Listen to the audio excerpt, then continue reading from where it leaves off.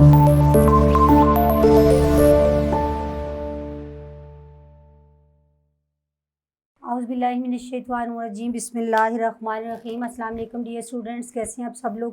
उम्मीद करती हूँ सब लोग खैरियत से होंगे और अच्छे से अपने कामों में मसरूफ़ होंगे और अच्छे से पढ़ाई भी कर रहे होंगे। तो डियर स्टूडेंट्स, क्लास शशम के बच्चे हैं, उनका सबक नंबर 7 है, इल्लामा इकबाल और नौजवान नस्ल। इसके पहले लेक्चर में हम लोग इसकी पढ़ाई कर चुके हैं, इसके अल्फाज मानी और साथ में तशरीह कर चुके हैं। तो ये लेक्चर आपका बहुत मुख्तसर सा होता है, सबसे छोटा। इसमें हम खुलासे के बारे में बताते हैं। तो डियर स्टूडेंट्स, आपको बताती चलूँ कि अब आप बड़ी क्लासेस में जा रहे हैं तो हर चीज़ हम लोग लकीर के फ़कीर आपको नहीं बनाना चाहते कि हर चीज़ आपको लिखी लिखाई मिले या आपको रेडीमेड मिले तो प्लेट में डाल के आपको पेश कर दी जाए और आप उसको एज़ इट कर लें। तो ऐसा नहीं है। जब टीचर आपको एक चीज़ के बारे में बताता है, समझाता है और फिर उसकी हदायत देता है किस तरह करना है, साथ में एक दफ़ा आपको पढ़ के बता भी देता है, तो फिर उसके बाद आप ख़ुद कोशिश करेंगे, खुलासा लिखेंगे, फिर अपने उस्ताद को चेक करवाएंगे। उम्मीद करती हूँ कि आप बहुत ध्यान से पढ़ेंगे। पहले हदायत देख लें, अहम हदायत। मैं हर चैप्टर में आपको ये अहम हदायत जो है खुलासे के बारे में ज़रूर देती हूँ। अहम हदायत में ये है कि खुलासा जो है, हर सबक का खुलासा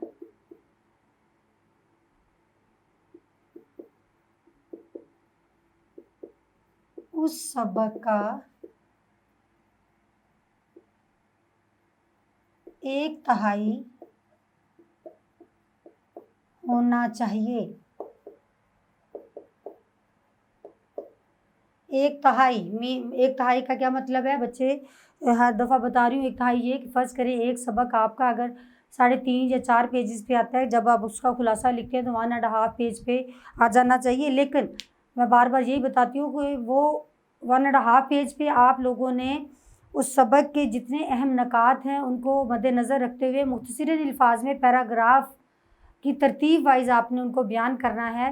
तो ये उसका खुलासा होता है, बेहतरीन खुलासा। हर सबक का 1/3 हो। सबक में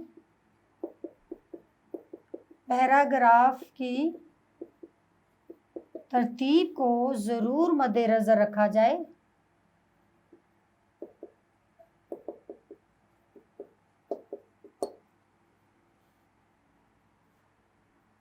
सबक के तमाम अहम नकात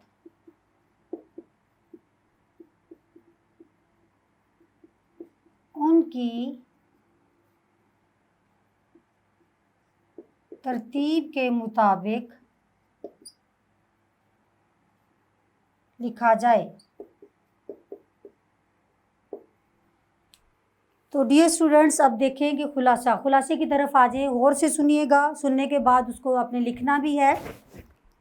आप बताएंगे कि इल्लामा इकबाल, सबसे पहले बताएंगे कि हमारा ये जो सबक है इल्लामा इकबाल, क्लास शशम का सबक नंबर 7 इल्लामा इकबाल, इसमें आप इल्लामा इकबाल के बारे में बता रहे हैं। चलिए शुरू करते हैं। इल्लामा इकबाल हमारे कौमी शायर हैं।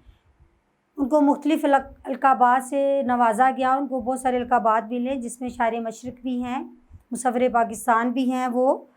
उसके बाद आप मुफ़क्किर पाकिस्तान, मुसव्विर पाकिस्तान और शायर मशरिक़, ये उनके अलक़ाबात थे, उनसे पुकारा गया है। इल्लामा इकबाल ज़िंदगी के हर शोबे में एक बहुत मुनफ़रिद जो है पैगाम लेकर आए। उनके पैगाम बहुत सबक आप कह लें कि आपको ज़िंदगी में एक आला पाए के नताइज देने वाले पैगाम थे जो उन्होंने अपनी शायरी के ज़रिए दिए। उनके कलाम में मर्द व ज़न और मतलब मर्द और औरतें, बच्चे, बूढ़े, जवान, उन सब के लिए उनकी फ़िक्री तरबियत का अमली जो काम था मौजूद था। सिर्फ़ नौजवानों के लिए तो खैर उन्होंने बहुत काम किया, बच्चों से भी बहुत मोहब्बत थी, लेकिन उसके साथ साथ औरतों, मर्दों, ज़न, बूढ़े, बच्चे, जवान, सब के लिए एक फ़िक्री तरबियत का सामान उनकी शायरी के अंदर मौजूद था। उनमें उनकी शायरी में सदाकत मौजूद थी, लगन था, जज्बा था, जो कि वो अपने उस कौम में देखना चाह रहे थे जो कि बरसगीर पाक व हिंद में थी। उनके कलाम में या उनकी बातों में उनके ताबनाक जो माज़ी था, उनके ताबनाक माज़ी के साथ अहदे हैज़र दौरे हाज़र की जो उनकी तकलीफ़ें थी और उनका रोशन मुस्तकबिल, उन सब का ख़्याल उनके ज़हन में था, जिनको उन्होंने पेश किया। इल्लामा इकबाल ने अपने कलाम के ज़रिए जो है सोई हुई कौम को जगा दिया। اس کے بعد آپ دیکھیں کہ علامہ اقبال ہر وقت جو ہے سیاسی، تعلیمی، تدریسی، یعنی سیاست میں بھی تھے، تعلیم بھی حاصل بھی کر رہے تھے، تدریس تعلیم بھی دے رہے تھے، ہر طرح کی سرگرمیوں میں مصروف تھے۔ اس کے علاوہ انہوں نے اپنے کلام کے ذریعے بر صغیر کے مسلمانوں کے لیے بہت بڑا فریضہ ایک سر انجام دیا کہ اسی قوم کو جگایا، انہوں نے اپنی کلام کے ذریعے انہوں نے جگایا، تاکہ وہ نوجوان نسل کو خاص طور پر جگانا چاہتے تھے۔ ان میں ایک آپ کہہ لیں کہ ایک فکر پیدا کرنا چاہتے تھے، کیونکہ وہ چاہتے تھے کہ نوجوان نسل جو ہے کسی بھی ملک کی ترقی میں پیش ہونی چاہیے، آگے آگے ان میں جوش و ولولہ ہمت ہوتی ہے۔ تو علامہ اقبال نے اپنا فریضہ نہایت خوش اسلوبی سے سر انجام دیا۔ وہ نوجوان نسل کو پھلتا پھولتا آگے آتے بڑھتا ہوا دیکھنا چاہتے تھے۔ انہوں نے علامہ اقبال نے اپنے اقلام کے ذریعے انہیں اپنے آباء و اجداد کی یاد دلائی کہ انہوں نے کتنی محنتیں کی۔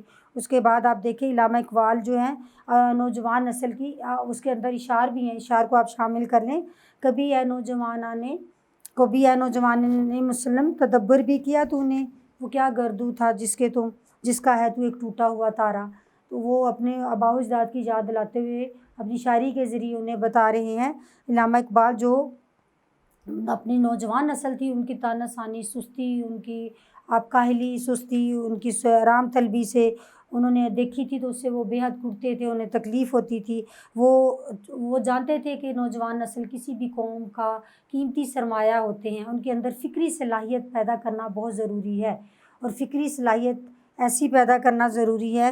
تو جب ان کو اندر وہ نوجوان نسل کو جگا رہے تھے فکری صلاحیت، وہ جانتے تھے کہ جب ان میں فکری صلاحیت پیدا ہو جائے گی تو وہ ملک اور قوم ترقی کی منازل کو طے کرتا ہے، اور وہ کبھی پیچھے یا پسماندہ نہیں رہ جاتا۔ اور انہوں نے تو اس کے بعد انہوں نے شہین کو، علامہ اقبال نے اپنی شاعری میں شہین کو ہمیشہ مثال کے طور پر رکھا، ان کا پسندیدہ جانور تھا، کیونکہ شہین میں بہت ایسی خوبیاں ہیں جو نہیں ہوتی تھی۔ وہ اپنے نوجوان نسل میں عقابی روح، عقابی یہی شہین جس کو بعض شہین، عقاب سب کہا جاتا ہے، عقابی روح بھونکنا چاہتے تھے کہ ان میں ایسی روح ہو جو عقاب کی ہوتی ہے، جو کبھی بھی عقاب ایسا جانور ہے جو کہیں بھی اپنا مستقل ٹھکانہ یا کہیں آسان تن سے ہی یا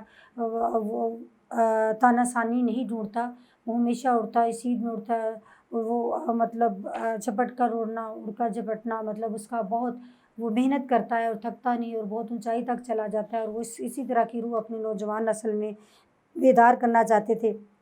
وہ جب چاہتے تھے کہ جب نئی نسل میں یہی بیداری، خودداری اور فکری صلاحیت جب نوجوان نسل میں پیدا ہو جاتی ہے تو زندگی میں انقلاب آ جاتا ہے۔ علامہ اقبال کا یہی تھا۔ تو انہوں نے کہا کہ عقابی روح میرے نوجوان نسلوں میں اگر ڈل جائے، اگر میری شاعری سے ان کو فائدہ ہو، تو ہم کبھی بھی یہ قوم پسماندہ یا پیچھے رک جانے والی یا کسی کے غلام رہ جانے والی نہیں ہوگی۔ علامہ اقبال نے دنیا کو سمجھا کہ یہ جب شہین صفت نسل فکری صلاحیت کے ساتھ ابھر کر سامنے آئے گی تو دنیا کی کوئی طاقت بھی ان کے سامنے ڈٹ نہیں سکتی، ان کا مقابلہ کر سکتے ہیں، کیونکہ یہ نوجوان جو ہے جب ان میں فکری صلاحیت آ گئی تو یہ موت سے نہیں ڈر سکتے۔ ایسی انہوں نے اپنی نوجوان نسل کے بارے میں کہا کہ بے شک وہ طعنہ ثانی کی طرف ہے، لیکن ان کی ذہنی، ان کی آپ کہہ لیں کہ فکری صلاحیت، ان کی رجحانات کو، خودداری کو بیدار کرنا بہت ضروری ہے، جس کا بیڑا اٹھایا تھا کس نے؟ علامہ اقبال نے، اور وہ بہت حد تک اس میں کامیاب ہو گئے۔ وہ اپنی نوجوان نسل کے لیے دعا گو بھی تھے، بچوں کے لیے بھی علامہ اقبال نے بہت ساری نظمیں، گیت اور کتابیں لکھی۔ اب اس کے علاوہ آپ دیکھیں کہ انہوں نے بچوں کی تربیت کے لیے صبح ایک اتنی اچھی دعا لکھی ہے کہ جو اکثر اسکول کی اسمبلیوں میں پڑھی جاتی ہے، دعا بڑی اچھی ہے، لب پہ آتی ہے دعا بن کے تمنا میری، زندگی شمع کی صورت ہو خدایا میری، یعنی مجھے اللہ کی میری تمنا ہے کہ میرے لب پہ یہ دعا ہے کہ یا اللہ میری شمع کی صورت میں میری زندگی ہو، یا خدایا جو ہمیشہ روشنی بکھیرنے والی یا لوگوں کو اچھی مطلب اجالا دینے والی ہو۔ علامہ اقبال کی ایک اور نظم تھی ہمدردی، اس میں وہ پیغام دے رہے ہیں نوجوان نسل کو کہ وہی لوگ دنیا میں اچھے ہیں جو دوسروں کے کام آتے ہیں۔ علامہ اقبال چاہتے تھے نوجوان نسل میں تو وہ تمام صفات پائی جائیں جو ہمارے نبی کریم صلی اللہ علیہ وآلہ وسلم کی زندگی تھی، ان کے لیے بہترین نمونہ آپ صلی اللہ علیہ وسلم کی زندگی ہونا چاہیے۔ حقیقی معنوں میں ہمارے نوجوان جو ہیں وہ اسلام کے پیروکار ہونا چاہیے، اس کی پیروی کرنے والے، اپنی زندگی میں لاگو کرنے والے ہوں، وہ ان تمام میں موجود ہوں۔ اس مقصد کو سامنے رکھتے ہوئے علامہ اقبال نے नौजवानों की रहनुमाई की, किसको, सीरत तैयबा को रखते हुए और उनको इस्लाम के पैरोकार बनाते हुए अल्लामा इकबाल ने उन अपने नौजवान नस्ल में खुददारी पैदा की। अब खुददारी के साथ साथ उनमें फ़िक्री सलाहियत पैदा की, क़ुव्वत अमल पैदा किया और ताकि वो हर शोबे में पेश रहें और उसी को उनको क़यादत, अपनी कौम की क़यादत संभालने पर आमादा किया। उन्हें पता था कि ये जज्बा जब उन पे उभारा जाएगा तो वो कभी भी पीछे नहीं हटेंगे और हम तरक्की की मनाज़िर और अपने मकसद में कामयाब हो जाएंगे। उसके अलावा उन्होंने बहुत सारी नज़में लिखी नौजवानों के लिए, उन्हें जोश व जज्बा दिलवाने के लिए, जिसमें शिकवा, जवाब शिकवा, मस्जिद करतबा, शहीन, नौजवान और शमा और शायर और जावेद के एक नाम और नौजवानों के नाम वगैरह ये शामिल है। ये सारी नज़में अल्लामा इकबाल की थी जो उन्होंने नौजवानों को जोश दिलाने के लिए लिखी और नौजवानों में वो फ़िक्री सलाहियत, खुददारी की सलाहियत पे बेदार हुई और हम कामयाब हुए। उम्मीद करती हूँ कि आप खुलासा इसी तरह लिखेंगे, इसको अपने अल्फाज में पूरे सबक को जब पढ़ाई की है, तशरीह की है, उसको मुख्तसरन बयान करते हुए आप बहुत अच्छे से इन हदायत को मद्देनज़र रखते हुए खुलासा लिखेंगे। लिखने के बाद हर बच्चा अपने उस्ताद को वो चेक करवाए कि ये देखें हमने खुलासा लिखा है, तो इंशाल्लाह आपको बहुत अच्छे से नंबर भी मिलेंगे और आपको शाबाश भी मिलेगी। तो मेरे साथ जुड़े रहिएगा। अगले सबक में हम लोग इंशाल्लाह अगले लेक्चर में मिलेंगे इसी सबक की मश्क के सवालात के साथ जो आपके सबक से रेलिवेंट है। वो लेक्चर नंबर 3 होगा इस सबक का। तो मेरे साथ जुड़ी रहिएगा। तब तक इजाज़त दीजिए। Thank you so much.